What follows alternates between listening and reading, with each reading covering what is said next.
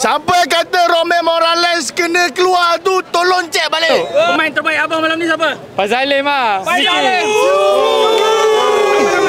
Tengok Malaysia habis balik. Oh, berbaloi dah 5-1. 5-1 puas hati. Tak rugi main jauh-jauh hadap jam semua.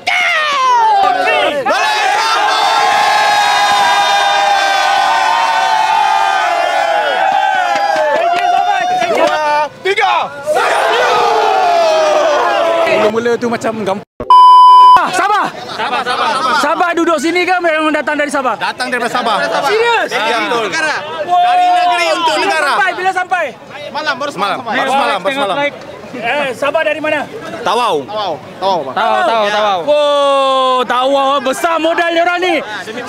Demi Malaysia. Macam mana tengok kita menang 5-1 berbaloi tak datang jauh-jauh? Alhamdulillah sangat-sangat berbaloi. Sangat-sangat berbaloi. Misi ke Piala Asia bang. Tapi first half kita ketinggalan 1-0. Second half baru skor 5. Apa yang bagi perubahan tu abang tengok? Kalau kita tengok dari segi permainan memang cukup yang first half memang agak mengecewakan sikit. Tapi bila masuk second half, bila kita dah trailing, so kita cuba untuk infiltrate the game. So lepas tu alhamdulillah lepas kita pressure Romel Morales, dia dapat skor 2 biji. Jadi Romel Morales layak untuk terus berada sebagai penyerang. Ya betul. Layak. Setuju. Okey, pemain terbaik pilihan abang siapa? Bagi saya kredit tu Faizal Halim. Kita minta 3 dapat 5. Ya betul. Faizal Halim.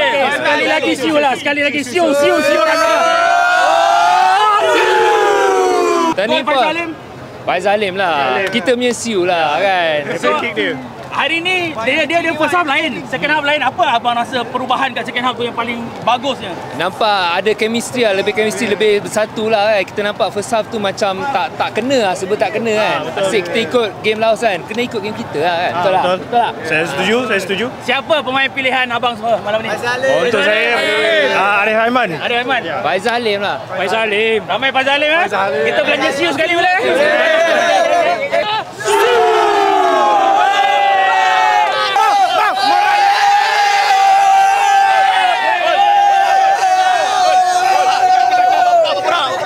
Tengok bola malam ni macam kenduri tahlil.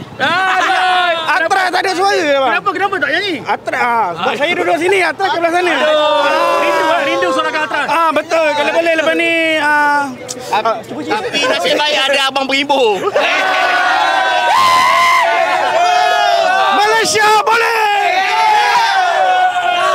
Baik. Ya, Straight dari Kedah. Ya, dari Kedah. Memang datang untuk tengok bola. Ya, untuk bola habis bola.